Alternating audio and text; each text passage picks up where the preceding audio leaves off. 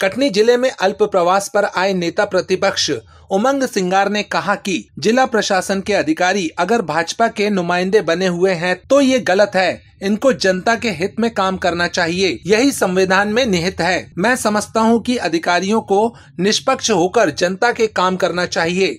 BJP के इशारे पर काम करने वाले अधिकारियों को आरएसएस की वर्दी पहन लेना चाहिए। उन्होंने बातचीत में कहा कि कटनी जिले की समस्याएं प्रमुखता से विधानसभा पटल में नहीं रखी जा रही हैं। यही वजह है कि कटनी का विकास जिस तेजी के साथ होना चाहिए नहीं हुआ है। जन कल्याण शिविरों के संबंध में उन्होंने कहा कि जनता के कल्याण से भाजपा की सरकार को कोई सरोकार नहीं है। इनके मंत्री कमाई में लगे हुए हैं। जनता का कल्याण करने की बजाय मंत्रियों का कल्याण हो रहा है। गाड़ियां सोना उगल रही हैं। प्रदेश में जनता की क्या समस्याएं हैं, इन्हीं समस्याओं को जानने के लिए प्रदेश में दौरा किया जा रहा है।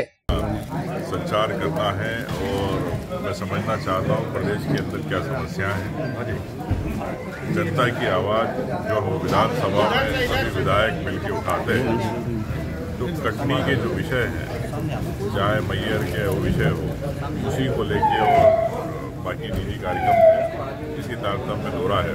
मैं समझता हूँ कि यहाँ की आवाज़, कटनी की परेशानी सरकार के कानों तक जाना चाहिए, जब भी सरकार कटनी के बारे में सोचेगी। धन्यवाद। जिस तरीके से देखा जाए यहाँ पर बीजेपी के जो यहाँ पे अधिकारी हैं लगातार यहाँ पर बीजेपी का गुणगान गाते रहते हैं। मैं तो कई बार कह चुका हूँ, जो अधिकारी है, जो भारतीय जनता पार्टी के हिसाब से काम करते हैं, उनको आरएसएस की चट्टी पहनना चाहिए। तो मैं समझता हूँ कि अधिकारियों को निष्पक्ष होकर जनता के लिए काम करना चाहिए और यही संविधान में भी है और नियम में भी है। जन कल्याण शिविर लगा, उस पर किसी प्रकार का जो लोगों का कोई कल्याण नहीं हो रहा, इस पर क्या कहेंगे? और कांग्रेस के इस पर लेकर कल्याण इनके मंत्रियों का हो रहा है, सोना वहाँ से निकल रहा है। कांग्रेस के कटनी का जो अध्यक्ष दोबारा चुना गया है, उनका देखा गया है कि यहाँ पर 2 फड़ भी दिखे हैं, 2 की यहाँ पर जिस तरीके से।